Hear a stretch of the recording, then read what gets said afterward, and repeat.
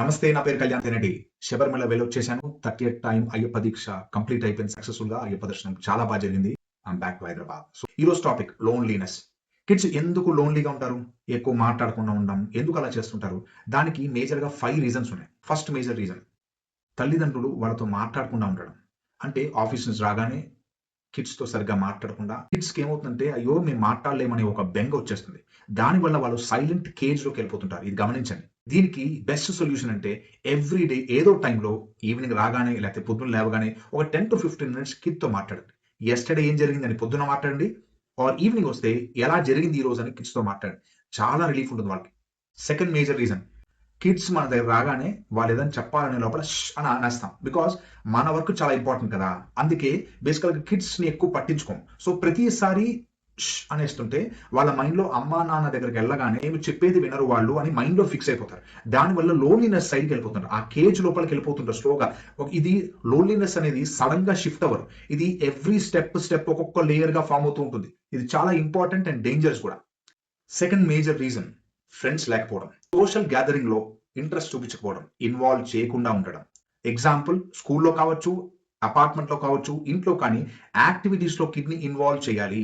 వాళ్ళకి కొన్ని వర్క్స్‌కి డెలిగేట్ చేయండి. వాళ్ళ వర్క్ చేయడంలో సోషల్ ఇంటరాక్షన్ అనేది పెరుగుతుంది. ఒకవేళ మీరు అపార్ట్మెంట్‌లో ఉంటే ఆ కింద గణపతి ఫెస్టివల్ అప్పుడు కానీ, రంగోలీ ఫెస్టివల్ అప్పుడు కానీ, స్పోర్ట్స్ యాక్టివిటీ కానీ, అక్కడ ఉన్న యాక్టివిటీస్ ఏదున్నా సరే కిడ్స్‌ని ఇన్వాల్వ్ చేయండి. వాళ్ళని లీడర్ చేయండి. నువ్వు దీన్ని లీడ్ చేయని చెప్పండి. వాళ్ళకప్పుడు ఏది గుడ్, ఏది బ్యాడ్, ఎక్కడ ఏం మాట్లాడాలో తెలుస్తుంటుంది. అక్కడ చేస్తూ మిస్టేక్స్ అవుతాయి. ఏం పర్వాలేదు నేర్చుకుంటారు. Third major point mobile screens. Screen పైన ఎక్కువ డిపెండ్ అయిపోతుంటే డిజిటల్ మన ప్రపంచం అనే మైండ్ సబ్‌కాన్షియస్ లెవెల్‌లో అది ఫిక్స్ చేసుకొని దాని హ్యాపీనెస్ వేరే చోట ఉండదు కాబట్టి అది క్విక్ లెర్నింగ్ కాబట్టి హ్యాండీగా ఉంటుంది కాబట్టి వీడియో నచ్చకపోయినా, గేమ్ నచ్చకపోయినా, కార్టూన్ నచ్చకపోయినా వెంటనే స్వైప్ చేసి స్క్రీన్ టైమ్ తగ్గించి స్పోర్ట్స్ యాక్టివిటీస్ కానీ, వేరే అదర్ యాక్టివిటీస్ లైక్ డ్రాయింగ్ కానీ, పెయింటింగ్ కానీ, వయలిన్ కానీ, పియానో కానీ అలాంటి యాక్టివిటీస్‌లో పంపిస్తే డిజిటల్ నుంచి కొంచెం దూరంగా ఉంచాలి. ఫోర్త్ మేజర్ రీజన్ భయం. తప్పు చేస్తే మనల్ని తిడతారేమో. అప్పుడు నన్ను ఒకసారి స్టేషనరీకెళ్ళి తీసుకురమ్మన్నారు. దానివల్ల అది బ్రేక్ అయిపోయింది. అది పోయింది. మనీ పోయాయి. దీనివల్ల నన్ను తిడతారని ఒక మైండ్ సెట్‌లో ఉండిపోతారు. వాళ్ళకి ఆ భయం వల్ల కాన్ఫిడెన్స్ అనేది పోతుంది. దానివల్ల వాళ్ళు ఏం చేస్తారంటే సింగిల్‌గా ఉండడానికి ట్రై చేస్తారు. ఒకటే రూమ్‌లో ఉంటారు. లాక్ ఏసుకొని ఉంటారు. బయటకి ఎక్కువ రారు. అది ఫ్యూచర్‌లో చాలా డేంజరస్ ఎఫెక్ట్ అవుతుంది పర్సనల్ లైఫ్‌లో. లాస్ట్ టైమ్ ప్రాబ్లమ్ అయిందా? It's okay. ఈసారి జాగ్రత్తగా తీసుకోండి చెప్పండి.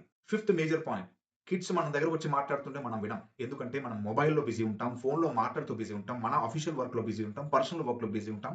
ఈ యాక్టివిటీస్‌ని అప్పుడప్పుడు కొంచెం సైడ్‌కి పెట్టి కిడ్స్ రాగానే వాళ్ళతో ఓపెన్‌గా దిల్‌సే మాట్లాడండి. వాళ్ళకి కొండంత ధైర్యం వస్తుంది. అప్పుడు లోన్లీనెస్ అనే కాన్సెప్టే ఉండదు. Because we are one family.